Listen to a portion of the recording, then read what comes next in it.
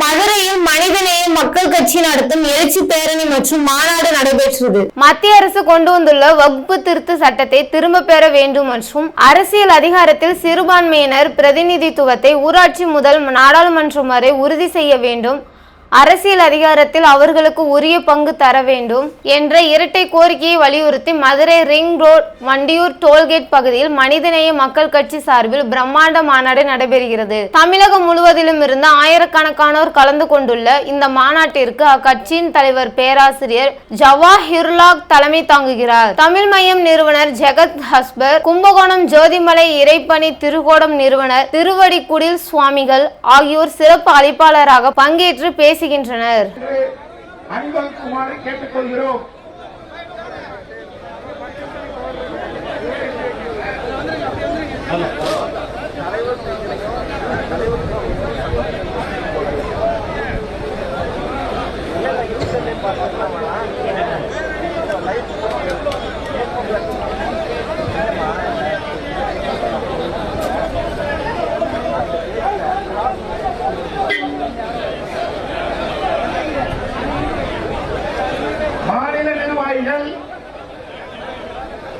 தலைமை பிரதிநிதிகள் இளைஞரணி பேனருக்கு முன்பாக அணிவகுக்குமாறு கேட்டுக்கொள்கிறோம்.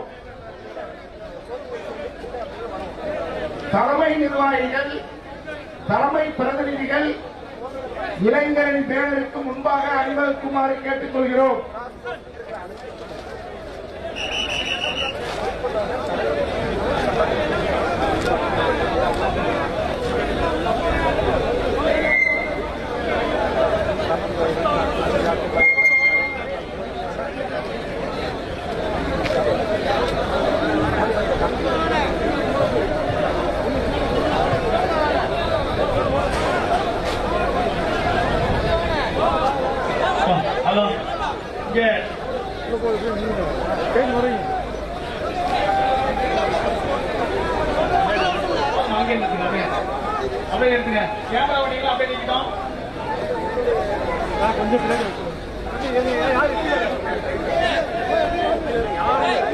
நிகழ்த்தப்பட்டிருக்கிறது. இந்த 5 ஆண்டுகளில் எந்த நீதிமன்றம் இந்த நாட்டில் கேட்கல, எந்த நீதிமன்றமும் கேட்கல, தண்டிக்கல.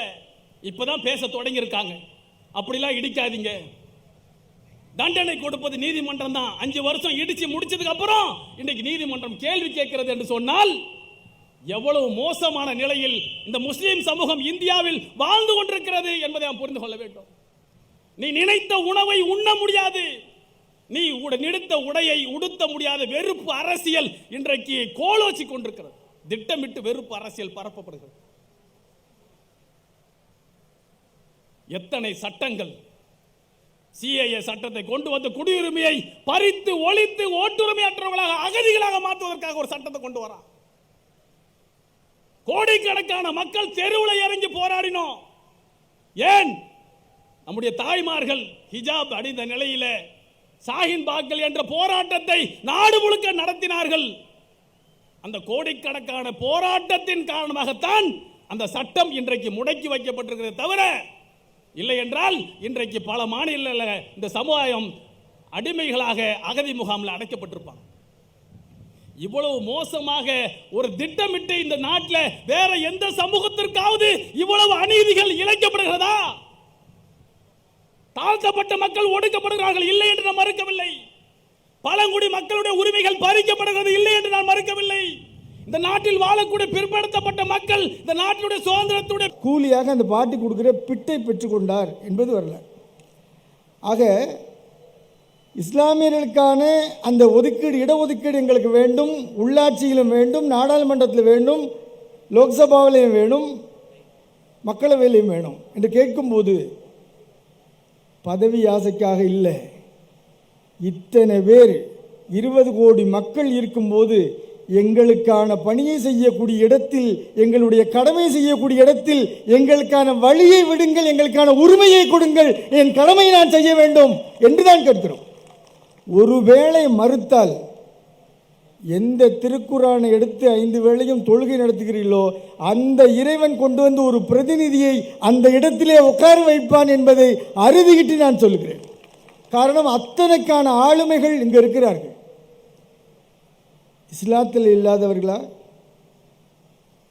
இதே மதுரையிலே அந்த பக்கம் ஒரு மாநாடு நடந்தபோது அங்கேயும் ஒரு ஐபிஎஸ் வந்தார், விஆர்எஸ் போட்டுட்டு தான் வந்தார்.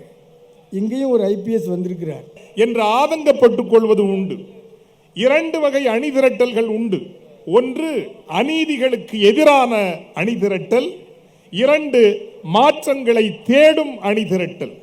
ஆங்கிலத்தில் to resist and secondly to work for change. அவ்வகையில் நமது அத்தனை அணிதிரட்டல்களும் அநீதிகளுக்கு எதிரான அணிதிரட்டல்களாக இருந்திருக்கின்றன. ஆனால் எந்த மாற்றத்தை நோக்கி நாம் நகர வேண்டும் என்கின்ற திசையில் நமது அணிதிரட்டல்கள் பலவீனமாகவே இருந்திருக்கின்றன. முதன்முறையாக 2ஐயும் இருவழி சாலைகளாக வைத்து வக்ஃப் திருத்த சட்டம் வாபஸ் பெறப்பட வேண்டும் என்பது குறியீடாக அது அநீதிக்கு எதிராக